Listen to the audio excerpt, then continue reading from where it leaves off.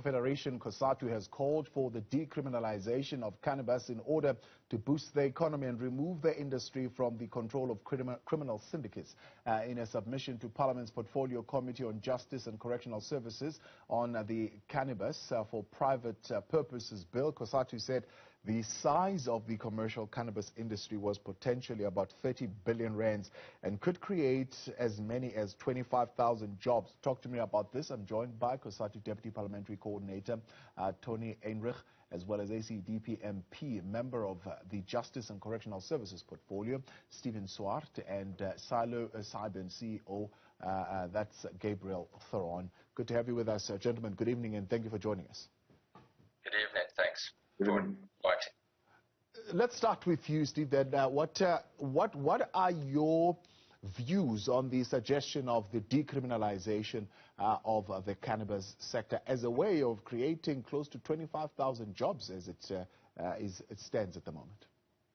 Well, I think it's very important to state at the outset that the ACDP has deep concerns about the Cannabis for Private Purposes Bill, and this was set out very well by the Department of Health, by the Medical Research Council as well, about the impact of allowing cannabis for private use, which they said is likely to increase use of cannabis by adolescents. And they also indicated the long-term effects of regular cannabis on adolescent brain development.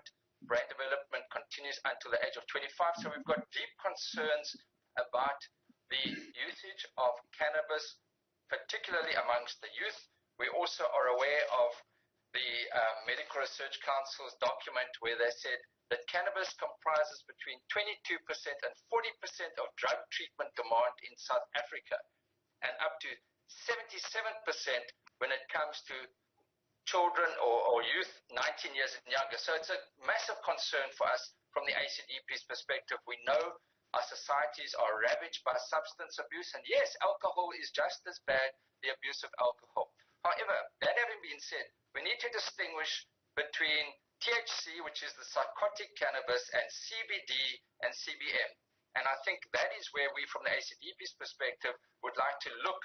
And there are economic opportunities when it comes to the hemp products, when it comes to medicinal products, and I think that is where we can definitely have a look and see. There are economic prospects, but I want to just welcome Cosatu's input as well, in as much as they're focused on economic development, but also on education of our youth, in particular as to substance abuse. When you weigh those the economic prospects versus the deep concerns of adolescent and youth abuse, how do they weigh? Is that to me? Sorry. Yes, to you, Stephen. Yes, well, absolutely. I think that one can look at unlocking the economic benefits of of low THC, which is your CBD product, such as hemp, and then your medicinal side of things. And we can definitely look at that, because remember, at the moment, there's no regulatory framework for that. And we've got the Cannabis Master Plan, which is being developed, and Cosatu pointed out that it was presented at NEDLAC, although it was inappropriately presented because a lot of the stakeholders had not had a discussion there. But from our perspective, we've still got deep concerns about recreational use, the social impact. However, let's consider unlocking the low-hanging fruit, which is your hemp and your medicinal usage. Right, Tony, why is it important to open up this industry, particularly for the poor who are unemployed, black majority in communities, when there is, of course, this deep concern and a possibility of abuse and youth abuse in particular, which could have adverse consequences on those communities? Good evening. Well, I think from the outset, we've got to make sure that we consider all of the areas related to it. But for the moment, let me focus on the economic side. Clearly, we've got to focus as a government, as a society, on all kinds of measures that can contribute to creating jobs. And then we've got to make sure that the fiscus into the government coffers in the form of tax for the sale of cannabis, that enriches our capacity to respond to the challenges of our people. The moral aspects and some of the other aspects we can have a discussion on in a moment, but that's where the economic activity is. And if we don't regulate it properly, we'll see the problems occurring in the country at the moment, where a lot of the big multinational corporations, especially Canadian companies, are getting licenses to grow, manufacture, and export product. And that's effectively excluding the old lady in the Eastern Cape or KwaZulu-Natal that used the sale of cannabis to feed her family. And so we see that the big businesses are coming in at the front end of the industry, and pretty soon the options for economic opportunity will be denied those people who historically have grown cannabis in South Africa whilst it was illegal. So that's a consideration that must trump all else. And at the moment, we've got to make sure that the law is put in place, that it's adequately put in place, that it's comprehensive, and that it deals with the rights for South Africans to make income and provide opportunities out of an important input in the economy. The other two quick issues that we're concerned about is that during Prohibition, when cannabis was not for sale other than illegally, we saw the drug and the gang industry combining. And so many gangs make their money out of the sale of drugs and cannabis in particular. And that fuels the gangs' power in communities, but it also is the cause of a lot of the turf wars. So a lot of the violence around turf wars in communities would be able to be avoided if we approach the regulation of cannabis differently. And that clearly is such a big problem in such a large section of the community that the government's got to be mindful of that. Any efforts that can outlaw the scourge of gangsters in our society must be taken forward. So those are two compelling reasons. And then, of course, there's the issue of the medicinal benefits of it, inputs into the rest of the economy, and the important recreational aspects. My final point is just if we look at what alcohol does in communities in respect of gender-based violence, drunk driving, assault with intent to do serious bodily harm, all of those things in the main are driven by alcohol, but yet we have such a permissive attitude towards alcohol. What we must do, we must restrain those negative aspects in our society, but where they are used by sections of our community, we must make sure that there's proper education and that children are excluded from that. But those are measures that are ordinarily put in place when we consider any other industry. Why it's not as carefully considered in this industry is a concern for the poor people being excluded, and it's a concern around public policy that's not focusing on the needs of South Africans primarily, but seems to be more inclined towards foreign big multinational corporations. All right, I'll come back to you in a moment just to get a sense of to what extent can we restrain that particular public image of drugs and gangsterism. But Gabriel, let's bring you in here. As far as you're concerned, I mean, what does it take to get into this industry? What are the different levels of opportunity, and how can communities take advantage of those? So I think there's three main areas, and I think to date there's been a little bit of a confusion amongst the public, if I can call it that. So some of those cannabis licenses were issued to cultivators and manufacturers like ourselves. But I think where the problem comes in and the misunderstanding comes in is the problem is that cannabis, and when I say cannabis, I'm referring to the psychoactive THC, is still a Schedule 6 narcotic. So under that, it's still regulated as a narcotic, and that falls under Department of Health, or if you can call it SAPRA, that is regulating this.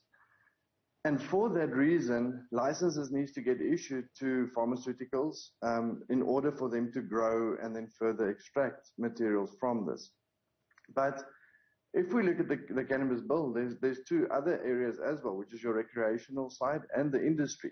And I fully agree with Cosatu on this, that there needs to be more inclusiveness in the industry where we can pull in the communities to help cultivate this for fiber. So there's a whole other side to cannabis, which everybody is focusing on the psychoactiveness of this and the possible abuse of this. But there's so much more that we can derive out of cannabis that is not harmful, if you can call it that, to anybody or open for abuse. So, and then there's the recreational side. And if you look at the opportunity, and it wasn't mentioned earlier, but I was reading articles this afternoon about so many countries opening up tourism or trying to rekindle their tourism spend and attract tourism, and they're doing this through cannabis. So they're opening up cannabis tourism sites where people can come and they can enjoy cannabis responsibly. But on the pharmaceutical side, and this is where I want to focus, is more on the medicinal approach and what this can mean for sickly people or people that need something for pain, that doesn't want to use the traditional pharmaceutical products. And that's where we focus as a company. Yeah. And Stephen, from I suppose the debates that are being raised and what we are hearing, there is somewhat a lack of pace when it comes to lawmaking that could potentially unlock some of these issues that you are raising, particularly around the abuse in the youth bracket, the image of it around being drugs and gangsterism and so on and so forth. If the pace at lawmaking can be improved, certainly some of these issues can be addressed. Would you agree? Well, I think one's got to bear in mind what the process of lawmaking is. And yes, it's taken a long time for Parliament to respond, for the executive first to come with a draft bill on the private usage of cannabis as a result of the Prince judgment. That was in 2018. And whilst we've, Parliament, I think the end of last year, started to invite public comment, we are now at the stage of public hearings and now going to go into deliberations on the legislation. But remember, this is a very narrow bill with a very narrow focus. And the argument has been made that it should be much broadened, but there are other policy considerations, other departments. Remember, this bill is purely before the Justice Portfolio Committee, mainly dealing with the Drugs and Drug Trafficking Act and to a certain degree the Medicinal Act. So the broader issues involving other departments are important. And yes, I think they need to be looked at, bearing in mind, from my perspective, the issues of hemp and medicine is very, very important, as opposed to our opposition to recreational use because of the possible abuses in that regard. So I think the key thing is there has been the Cannabis Master Plan, but that is proposals still which do not involve regulatory involvement at this stage. So this bill before us deals very narrowly. It does mention hemp to a certain degree, but I think that that's one of the reasons why the Portfolio Committee invited all the various departments to get a more broader view from the master plan perspective as to what is required. And I think that that is something that the Portfolio Committee will be considering. But we're also under massive pressure to pass a bill that is compliant with the Prince judgment. And of course, I understand the cannabis industry is up in arms about the narrowness of this bill. But again, that is a process for Parliament and the Portfolio Committee to engage on.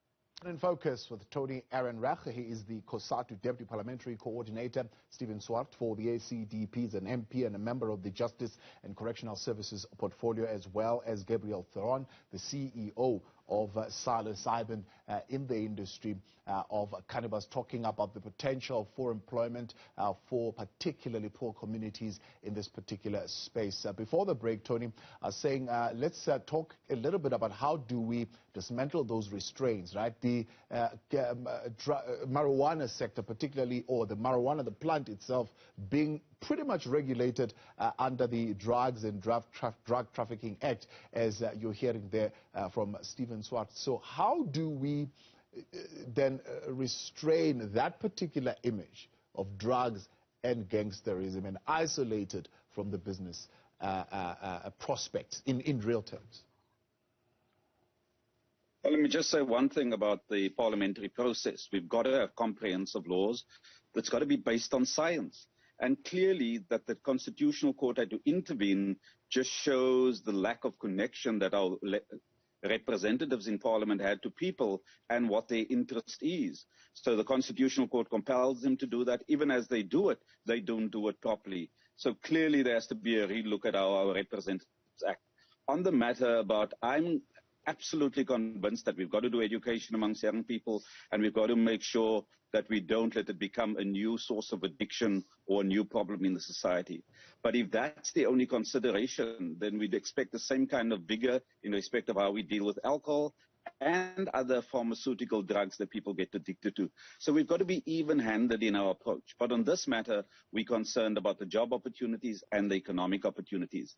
And it's in that respect that the move towards legalization is already going to undermine the gang's role in the sale of drugs. It's because it was made illegal by the government that only criminal networks sold cannabis in the past. But with the changes in the law, the criminals won't be able to profit from it because it will be sold in stores and elsewhere, and it would be a regulated industry. And that would hopefully undermine the power that many criminal syndicates have in South Africa.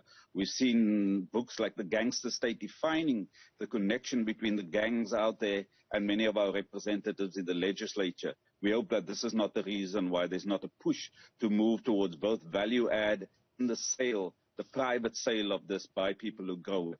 We've got a policy that is science-based, not the particular views. People have their rights to pursue their ambitions, but the society as a whole must be protected from the negative aspects of any government policy, and it must respond to keeping with international standards. And it can't be based on some of the voodoo that the apartheid government had applied to the laws governing people in South Africa. We now need to have a sane policy, and we need legislative representatives that respond to the needs of the people urgently, because here is an important product that's unique to South Africa that can become an export opportunity and can promote job opportunities and growth.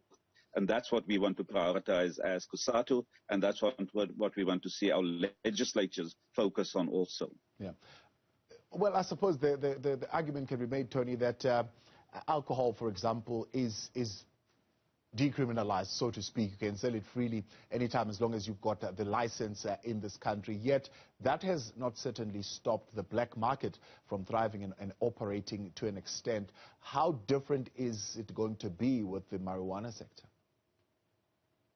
Well, the black market thrives in the main when we're not properly regulating the proper market. And so there is a role for regulation in any kind of endeavor that we embark upon in South Africa, but our objectives must be clearly defined.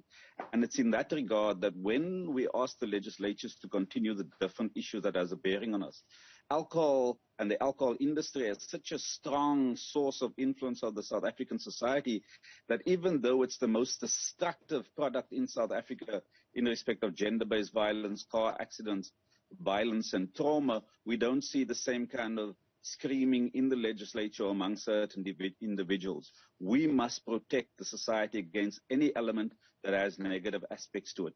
In this case, let the science guide us. Clearly, we'd have a much more productive discussion and a much more productive outcome in respect of recreational uses of these kind of products if we regulated it, but if we made sure that it stays out of the criminal syndicates. And that's the point that Cosatu is promoting in addition, because that's an important problem that our society is confronted with. Yeah. And what efforts are you putting towards ensuring that should indeed this sector take off, it has the transformational effect or transformational impact that black people, the poor in particular, are not left out and marginalized? Well, we've got to make absolutely sure that government ring fences cooperatives, small individuals, historically disadvantaged communities, so that they become key players in the industry. The industry must be regulated, and maybe our people play different roles in the regulated industry. Some of them as growers, some of them as processors, and some of them as sellers of the products. But it's got to be regulated, and it's got to provide everyone with opportunities. If it goes along in the same way that it's proceeding now, where we've got some foreign companies in the country that's essentially going to take over the entire market, then the opportunities for poorer communities are going to be lost. And that's got to be a central feature of the bill and the law that governments put in place, so that it has the intended effect and not the unintended consequences that they could potentially take place. Gabriel, how rife is the situation of the black market in the cannabis industry, and how does that impact on a business like yours? Well, sorry, there's a couple of questions that I also want to answer and add to Cosatu, what they just said, and then I'll also answer your question. Yes. I think the key thing here is education, but it's not just education of the kids, but it's also education of the lawmakers and the broader community. Because if you look at, and I think the discussion should be a little bit broader than just cannabis. If you look at plant-based medicines, and I wish I could give you a chart now, but if you look at the science behind it, if you look at cannabis is less addictive and less harmful than caffeine, for example. If you look at the studies that was done, it's probably half as harmful as alcohol, like mentioned before. The next topic, and I think in 2 years we'll probably sit here again, is going to be psilocybin, which is the active ingredient in magic mushrooms. This has been doing a lot of movement globally, and countries are opening that up. So I think the discussion shouldn't just be cannabis, it should be all plant medicines, and how do we as South Africa benefit from that, and how do we include the whole community from the rural communities all the way through, because this is critical. It's not just cannabis. So getting back to your question, I think the problem in the industry is because it is regulated under SAPRA, the barrier to entry is extremely high. So you're looking at a lot of investment to go in before you can even think of starting this business or starting to produce anything. Because of the standard that is so high, it's almost impossible for anybody that doesn't grow this on a pharmaceutical grade to get into this market. And the only way for them to get in is to open something like the recreational market. In the US, the recreational market falls under food grade. So it's much easier to grow and to distribute under food grade. And medicinal is seen as a separate line. It's a higher tier of I call it sophistication or getting to the crux or the final products, if I can call it the clean pharmaceutical product. Yeah. So to get there, it is much more difficult, and your investment is much higher, and it's very difficult for everybody to participate on that level. And I think for that reason, we should definitely open recreational, the industry where we can grow hemp in bulk, and then the pharmaceutical sits almost as it's at a very specialized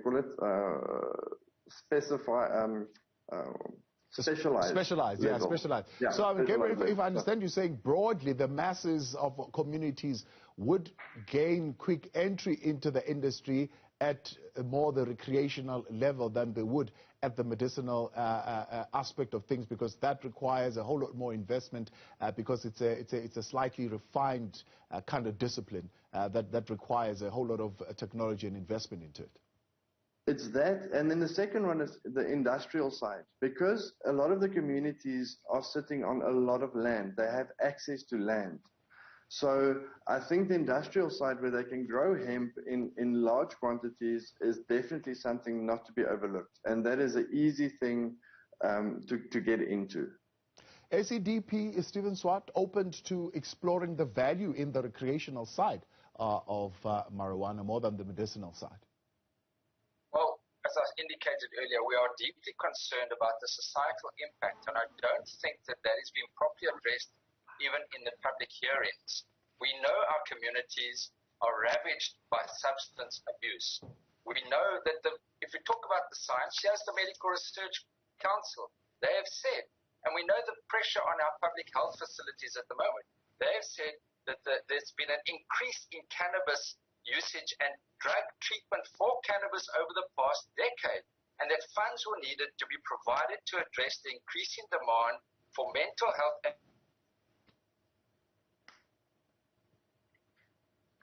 All right, we seem to have lost us, Stephen Swart there on that connection.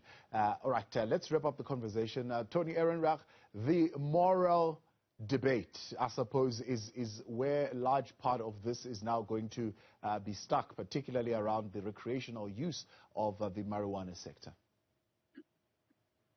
Well, the moral debate is not going to be resolved whether it's legal or illegal. The question is that people are using marijuana at the moment. They're going to use it.